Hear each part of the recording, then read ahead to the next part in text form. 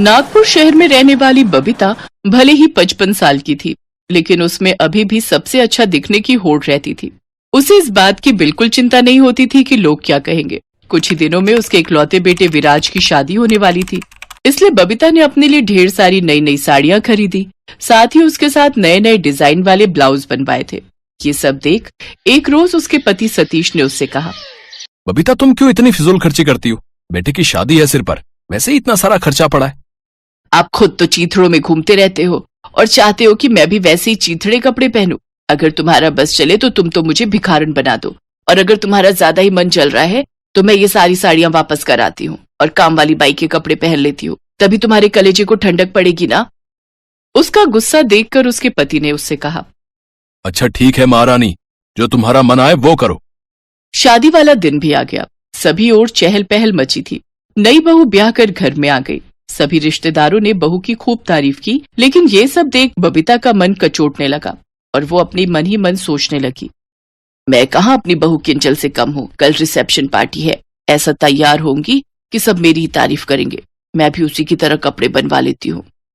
कुछ देर बाद बबीता किंजल के कमरे में गई और उससे कहने लगी, वैसे बहू कल तुम क्या पहनोगे रिसेप्शन में? जरा मुझे दिखाना तो, कहीं ऐसा ना हो कि तुम ऐसा वैसा कुछ पहन लो और रिश्तेदारों के सामने हमारी नाक ही कट जाए। नहीं तो अभी समय है, मैं तुम्हारे लिए कोई अच्छी सी ड्रेस ले लूंगी। मेरी सास कितनी अच्छी है जो मेरे बारे में इतना सोच रही है। किंजल ने अपनी ड्रेस निकाली और अपनी सास को दिखाने लग गई, और ज्वेलरी, सैंडल और पर्स भी दिखा दो। अरे वाह, ये सब तो बहुत सुंदर है। अच्छा बहू, मुझे प्यास लगी है, जरा एक गिलास किचन से पानी तो ले आ। किंजल जैसे ही पानी लेने जाती है तो उसकी सास चुपके से उसके सारे सामान की फोटो अपने फोन में खींच लेती है और फिर बाजार जाकर बिल्कुल वैसा ही ड्रेस ढूंढती हुई एक शोरूम में जाती है। भैया ये देखो, ये जो इस फोटो में है ना, मुझे बिल्कुल ऐसी ही ड्रेस पहननी है।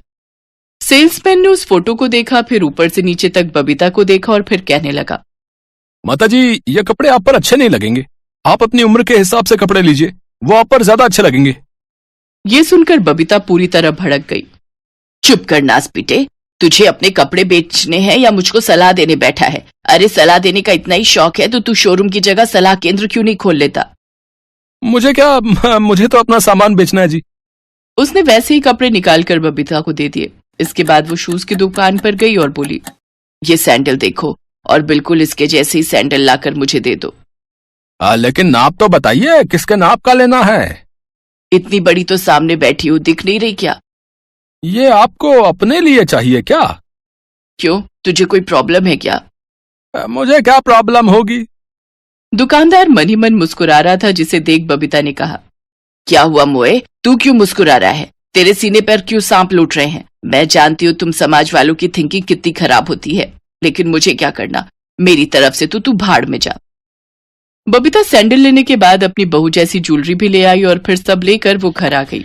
अगले दिन जब रिसेप्शन वाले दिन किंजल तैयार होने के लिए ब्यूटी पार्लर गई तो बबीता ने सोचा, अगर मैं बहू के साथ पार्लर तैयार होने गई तो सब मेरा मजाक उड़ाएंगे और मुझे जाने नहीं देंगे, इसलिए मैं घर पर तैयार हो जाती हूँ। हाँ, सभी बबीता की आदत को जानते थे कि वो घंटों तैयार होने में लगाती है, इसीलिए किसी ने भी उसे डिस्टर्ब नहीं किया।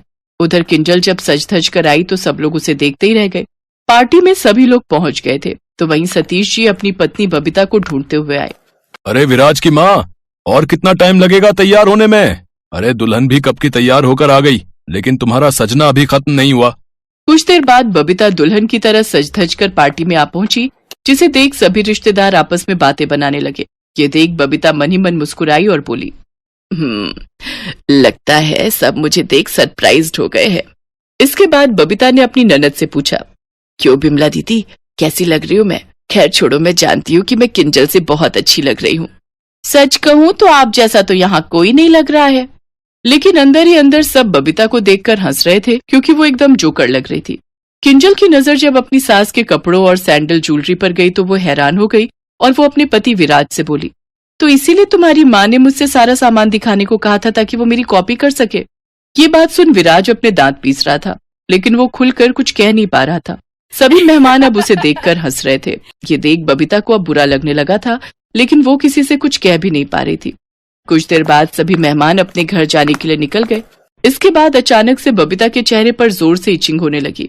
वो जल्दी से अपने कमरे की ओर जाने लगी, लेकिन हाई हील में उसका इनबैलेंस हो गया और वो धड़ाम से नीचे गिर गई और फिर उठ नहीं पाई। उसके पैर में मोच आ गई थी। उसके परिवार वालों ने उसे संभाला कि तभी उसके चेहरे पर बड़े बड़े फफोले उगाए। हे भगवान, ये मेरे साथ हो क्या रहा है? एक तो मैं चल भी नहीं पा रही, ऊपर से चेहरे पर ये फफोले। सतीश जी ने तुरंत ही डॉक्टर को फोन किया। डॉक्टर ने आकर कहा, देखिए, इन्होंने अपने चेहरे पर हाई ब्लीच का इस्तेमाल किया है और इनकी सेंसिटिव स्किन है, जिस वजह से इन्हें ये दिक्कत हो गई है। लेकिन किंचल बहू ने भी तो यही लगाया था। देखिए, सबकी स्किन अलग अलग होती है और आपने खुद लगाया है, जिस वजह से क्वांटिटी भी ज्यादा होने के कारण ये रिएक्शन हुआ है। इसके बाद बबीता को हॉस्पिटल में एडमिट किया गया, जहां उसके पैर में फ्रैक्चर निकला। ये सब तुम्हारी अपनी करतूत की वजह से हुआ है। अगर तुम बहू को कॉपी नहीं करती तो ये सब नहीं होता। अब बबीता को भी अपने किए पर पछतावा था। अब उसे समझ आ गया था कि अपनी उम्र के हिसाब से ही सबको काम क्यों करना चाहिए। फिर जब वो ठीक होकर घर आई तो उसने सबसे माफी मांगी और फिर अपनी उम्र के हिसाब से सादगी में ही रहने लगी।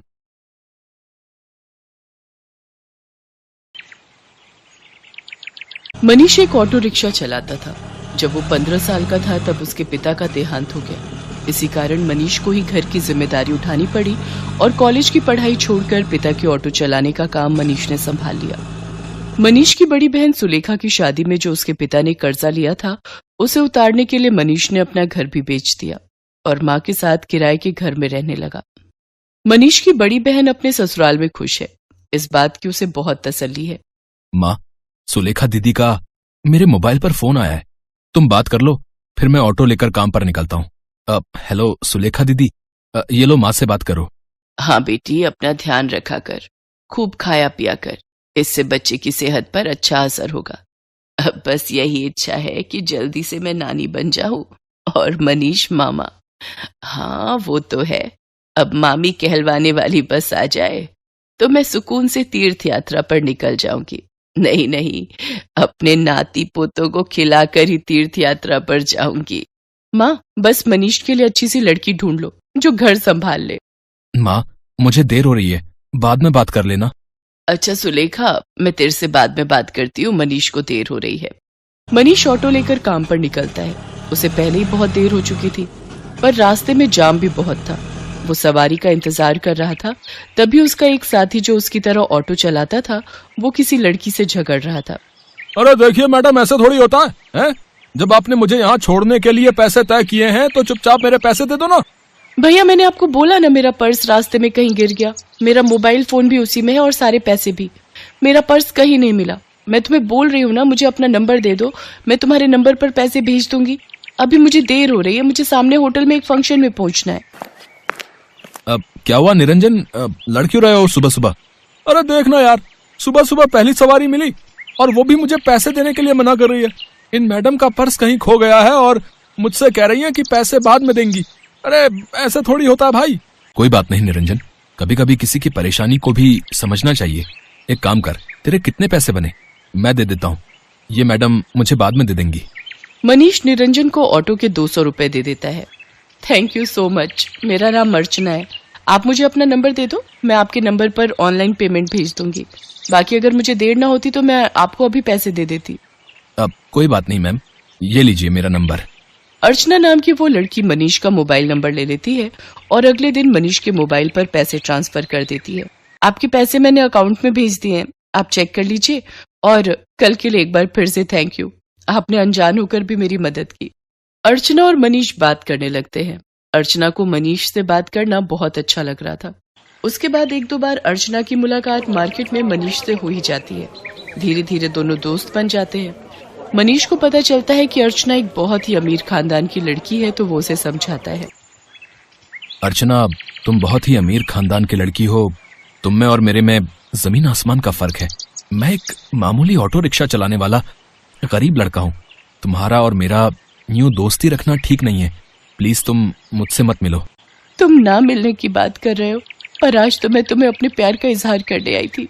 मैं तुम्हें बहुत पसंद करती हूँ मनीष। मैं अपनी आगे आने वाली पूरी लाइफ तुम्हारे साथ मिलकर जीना चाहती हूँ।